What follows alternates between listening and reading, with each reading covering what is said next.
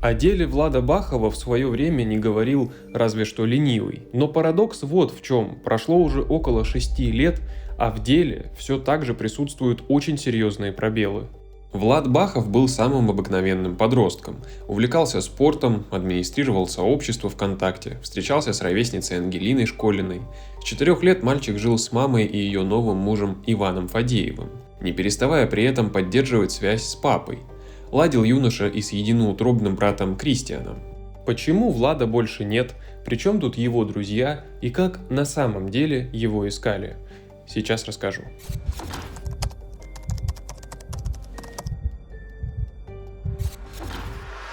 На самом деле, версий о том, что на самом деле произошло, гораздо больше, чем вы думаете. В 2019 году, когда это дело произошло, интерес был к нему просто колоссальный. Куча людей строили свои догадки в интернете, родители занимались своим собственным расследованием, а органы работали в рамках закона. И вот к 2025 году у нас до сих пор нет официальной версии произошедшего.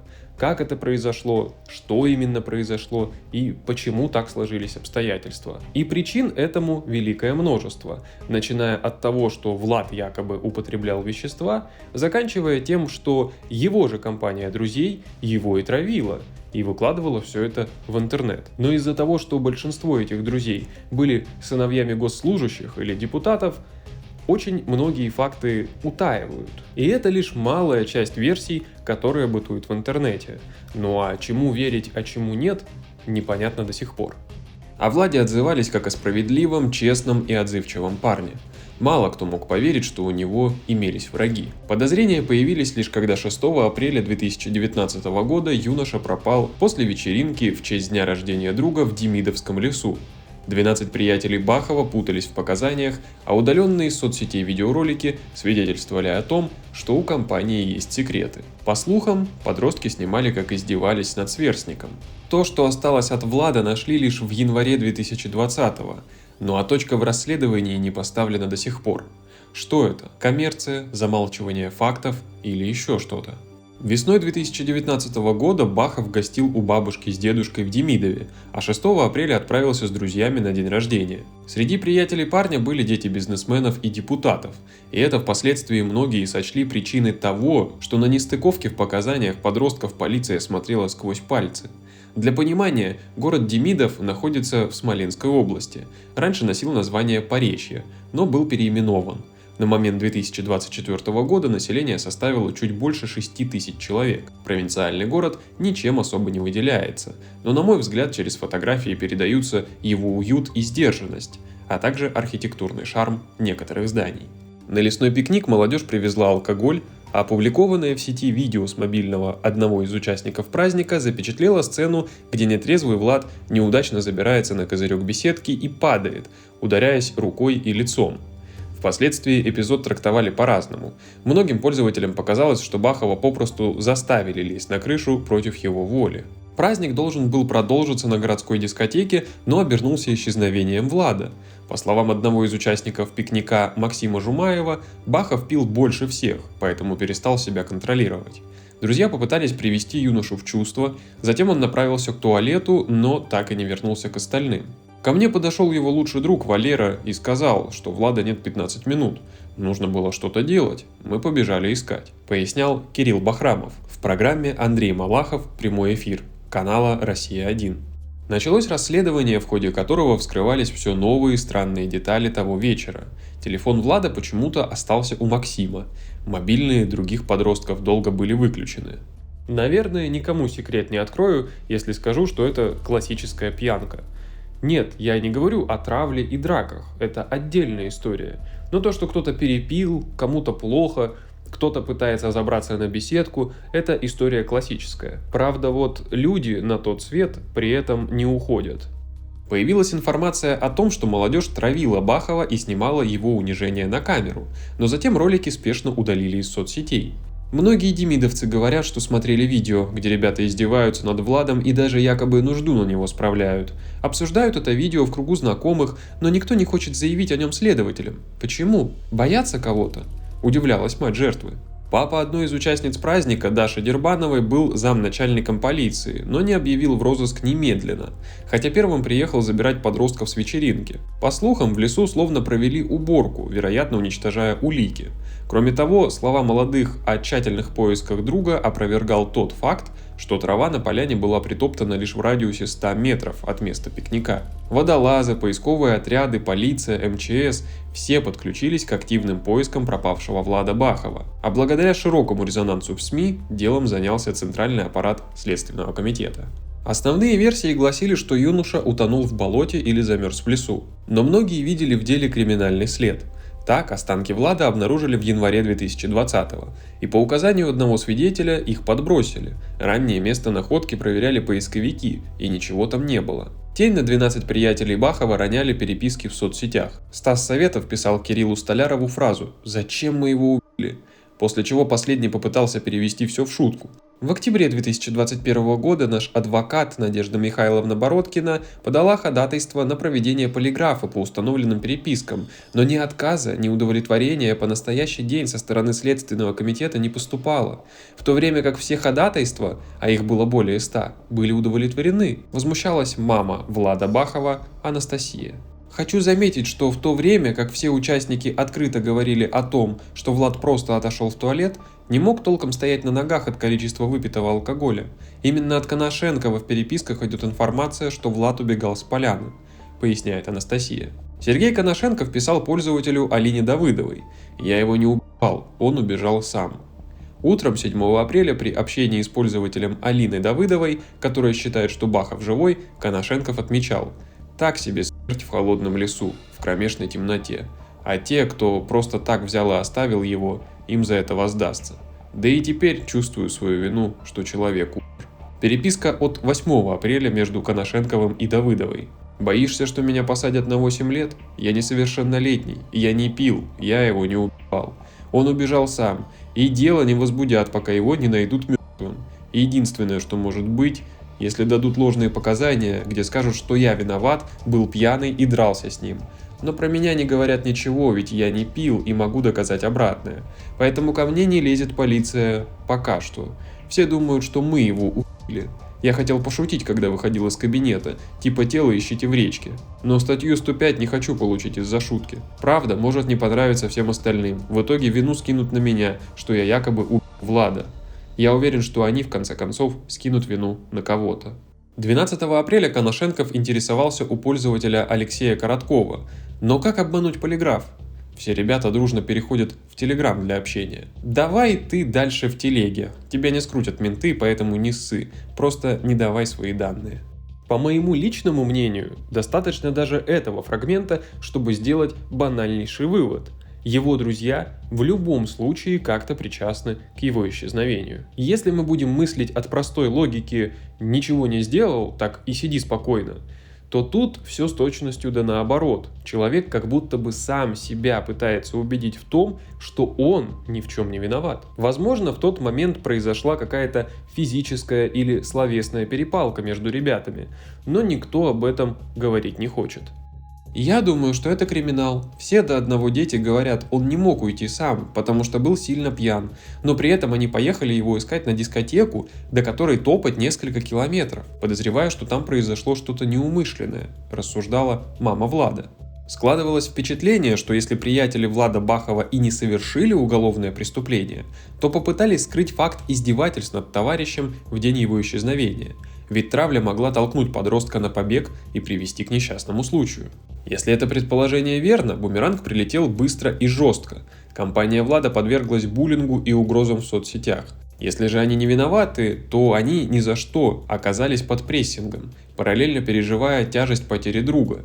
Так Кирилл Бахрамов делился, что на него буквально указывали пальцем на улице, называя убийцей. Не выдержав давления, парень впал в депрессию и ушел в армию. Даже там от парня не отставали. Под снимками Кирилла в военной форме появлялись самые грязные пожелания. Василий Кондратьев осиротел в 2020-м, и оскорбления в соцсетях не добавляли ему мотивации. Вскоре после кончины отца парень решился на переезд в Москву и стал моделью. А вот Андрей Сидурин устроился в общепит в Смоленске и до сих пор подвергается расспросам коллег о громком расследовании. Еще в 2020-м, расследуя исчезновение Влада, полиция поднимала вопросы об отношениях внутри его семьи. Кирилл Бахрамов поведал своей матери, что ранее Бахов неоднократно сбегал из дома, хотя девушка пропавшего, Ангелина, парировала, что уходил он лишь однажды. У него были наколки, побеги из дома, вы понимаете? Сколько у его матери там было мужиков? 6? И ребенок просто взял и сделал взрыв. Ребенку просто нужна мама, заявляла в эфире Татьяна Бахрамова. Ну, то, что у него были татухи, еще не говорит о том, что он невменяемый и пошел в лес с собой что-то делать. А в целом этот выпад похож просто на защиту своего же ребенка. Кстати, шоу с Малаховым — это далеко не единственное шоу, которое выходило в рамках этого дела. Было еще шоу «На самом деле».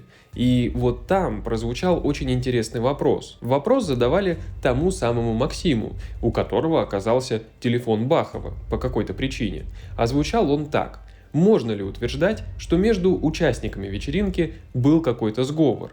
И ответ «нет» оказался ложью. То есть, понимаете, они в любом случае каким-то образом имеют отношение к исчезновению Влада. Но доказать это кто-то либо не может, либо не хочет. Я не берусь утверждать, что именно такого исхода вечеринки кто-то хотел, но явно есть какая-то недосказанность. Слухов о семье Бахова действительно ходило немало. В соцсетях писали, что Анастасии некогда было заниматься поисками старшего сына, так как она сидела с младшим Кристианом. В телепрограммах женщина говорила, что дважды выходила замуж, но это не мешало ей заниматься воспитанием ребенка. За поиски улик по делу переживали как родной отец Андрей Бахов, так и живший с мальчиком с 4 лет отчим Иван Фадеев. Последний отмечал, что Кристиан постоянно спрашивает о старшем брате. Ну а незадолго до 2020-го Нового года Иван так распереживался из-за пасынка, что задумался о добровольном уходе из мира живых. Не знаю, как все это выношу. Откровенничал отчим Влада в октябре 2020-го. К годовщине пропажи у меня уже все тело немело. Неврологи лечили на десятки тысяч рублей. Врач сказал отвлекаться хоть как-то. Вроде как стараюсь, но на самом деле ничего не отвлекает. Казалось, вся семья объединилась из-за общего горя, но изучавшие историю блогеры были с этим не согласны. В соцсетях писали, что Иван и Анастасия в разводе примерно с 2013 года. И Фадеев даже якобы лишил бывшую родительских прав на Кристиана. В последнее мало кто поверил. А вот расставание с мужем выглядело вполне возможным. На фоне трагедии или нет, но сама женщина намекнула на разрыв. Нежели бегать по незнающим меня и Влада соседкам, отвечу: я живу вдвоем со своим сыном Кристианом, отвечала любопытствующим Анастасия в 2023. Ну, это уже вообще лишнее на самом деле. Какая разница, кто там с кем живет и кто с кем спит? Главное, чтобы все выспались, как говорится. Но вот один грешок все-таки за семьей имеется. А именно их начали обвинять в том, что они хайпятся на собственном же горе. Давайте расскажу, почему так. Интерес к семье увеличился в январе 2023-го. Тогда в телешоу активно обсуждали, почему останки Влада не предали земле. Почему похоронить не могут? Возможно, это превратилось в коммерцию со стороны родителей. Они хотели собирать средства для экспертизы останков за границу, ставили под вопросы действия Следственного комитета, даже собирались пойти в ЕСПЧ, а на это нужны деньги, предполагала в программе Малахов сестра Кирилла Бахрамова. Родителей Влада Бахова подозревали в наживе, хотя они продолжали ютиться в скромных квартирах, а денежные сборы объявляли только на зарубежные экспертизы и памятник. В итоге Влада похоронили в июне 2023-го, без шума, лишь за полчаса о церемонии прощания сообщили в соцсетях. Туда не пригласили ни сотрудников СМИ, ни друзей Бахова, которые сами посетили могилу позднее. «Считаем, что нам нужно извиниться перед Владом, что мы не усмотрели, не уберегли», заключили 4 пришедших. Маму Влада Бахова искренне возмущали выпады блогеров, осудивших ее за закрытые похороны. Пришедших на могилу парней она не считала друзьями сына, а потому назвала жест игрой на камеру. Прокомментировала Анастасия и участие в истории отчима Влада. Некоторые до сих пор считают, что Фадеева отстранили. Давайте так. Только мне, как матери, и Андрею, как отцу, принимать решения. Иван общался со многими блогерами, но нам с Андреем это не нужно было, когда стало ясно, кто из себя что представляет, мягко говоря, заявила в соцсетях женщина. Увы, большинство видеозаписей найти прямо сейчас просто невозможно. Их очень быстро и оперативно удаляли в свое время. Но факт их существования действительно есть. Очень многие отмечали, что Влад действительно был пьянее, чем остальные. В какой-то момент вечеринки он захотел забраться на беседку, где отдыхала молодежь. Но по причине своего состояния он, конечно же, не мог этого сделать без помощи окружающих. Возможно, в какой-то момент он сорвался с этой беседки и все. А друзья запаниковали, и отсюда у них такое поведение. Но, кстати, эта видеозапись сохранилась, поэтому давайте вместе ее посмотрим. Разбегайся, давай быстрее. Ладно, давай. Ты-то поймаешь. Ты потерял, давай. Я выпил, не давай. Да тебя Вася ловит. Вторую руку. Поймали. Давай. Я говорила, Давай. Давай, все, тащи. Хватайся, отпускай мою руку.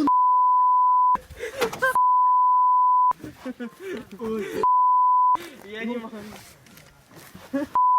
ну все, пусть будет, там засядет. А Даш, через боль и пот, но мы зарезали.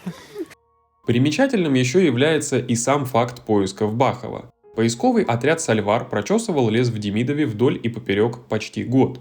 И существует мнение, что пока в полиции особо никто и не переживал и не искал, отряд был действительно заинтересован в поиске молодого человека и прилагал все усилия для этого.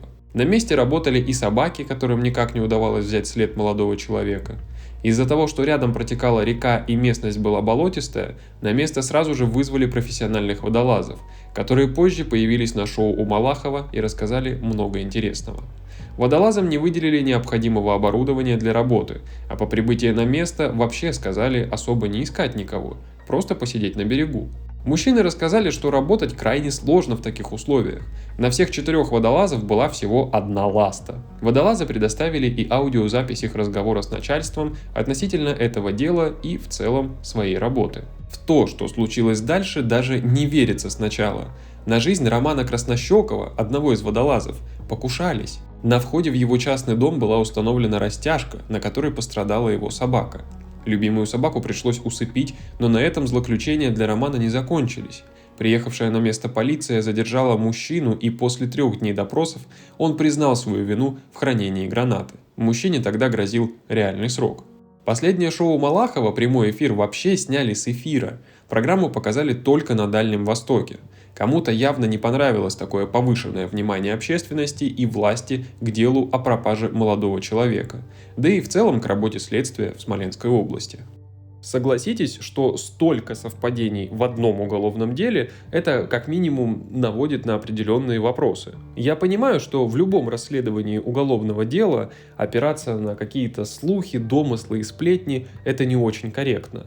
Но знаете, у нас тут тоже не следственный комитет. Поэтому, если собрать всю инфу в кучу, то получается примерно следующее.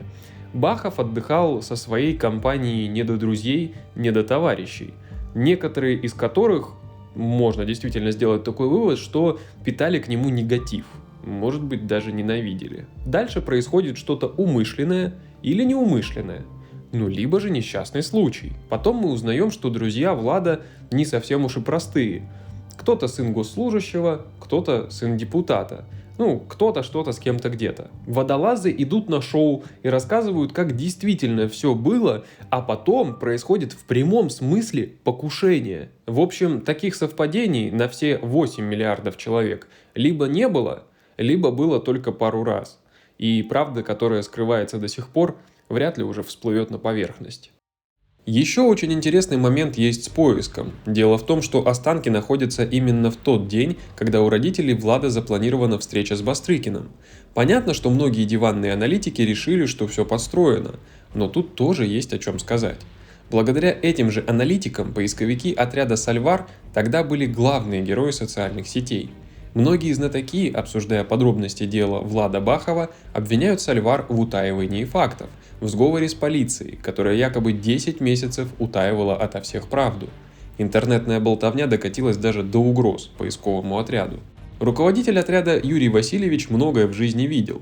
Он уже 8 лет занимается поисками пропавших людей, но с подобным никогда не сталкивался. Далее с его слов. К нам обратились из Смоленского МВД с просьбой помочь в поисках. Мы кинули призыв добровольцам, и откликнулось много людей, которые пожелали приехать. Это местные демидовские жители, а также ребята из Смоленска. Всего нас собралось в тот день 36 человек. Это много, учитывая, что день был будний. Планируя поиски, решили, что будем делать упор на оросительные каналы. Летом мы не могли их пройти, а сейчас зима, высокой травы нет, воды не так много, говорил Юрий Васильевич. Всех волонтеров мы разделили на группы, в каждой из которых был старший, опытный поисковик. Распределили участки и отправились на поиски. Одна из групп, которая двигалась вдоль канала, уперлась в болото. Они остановились, не зная, куда двигаться дальше. И старшая группы позвонила в штаб, объясняя, что впереди болото. Обходить его или возвращаться назад? Пока мы обсуждали маршрут, один из участников группы ходил рядом и вдруг увидел в воде кроссовок. Старшая группы нам сразу же сообщила об этом. Мы попросили ее описать кроссовок, размер, цвет, марку. По описанию мы понимали, что кроссовок похож на тот, что был у Влада в день его пропажи. Пока старшая группа рассказывала о кроссовке, еще один участник, блуждая, наступил на что-то твердое. Посмотрел, оказалась кость. Ребята присмотрелись к месту повнимательнее, увидели другие останки. Вот тогда мы и сообщили о находке сотрудникам полиции. Потом к месту приехали криминалисты. У нас есть фотографии с места останков, мы их не распространяем, передали только родителям. Вообще все лежало кучно, не было растаскано животными, все части скелета вместе. Были там и фрагменты одежды, но мы не рассматривали их, потому что не имели права их трогать. Большая часть костей была покрыта зеленью, мхом или плесенью. Они не лежали в воде, находились на суше, кроссовки были в воде. Какая обстановка там была в апреле прошлого года, нам неизвестно. Мы знаем, что было вокруг, потому что по трекам видно, насколько близко наши группы подходили сюда еще в апреле. Но было много воды, поэтому поисковики огибали это место. Эта территория и сейчас затоплена, и мы нашли останки только потому, что группа остановилась, не зная, как идти дальше. И если бы не было звонка от старшей группы с просьбой скорректировать ее маршрут, то и сейчас бы мы его не нашли. Прошли бы мимо этого места и не увидели. Что же это было на самом деле, говорить очень трудно. Возможно, это действительно было падение с беседки, несчастный случай. И друзья испугались, отнесли его в лес, ну и, соответственно, там его потом и нашли поисковики. Может быть, он пошел туда сам, поругался с кем-то, или еще что-то случилось. И я действительно не исключаю тот факт, что какой-то сговор имел место быть. Но сомневаюсь почему-то, что это было сделано умышленно. Но тут сколько людей, столько и мнений. А кроме догадок у нас ничего не может быть. На сегодня это все, друзья. Не забывайте подписываться на наш новый YouTube канал. Вы мне очень поможете, если подпишетесь. А также не забывайте про Telegram, где я регулярно общаюсь с подписчиками и выкладываю самые свежие анонсы. До скорых встреч и всем пока.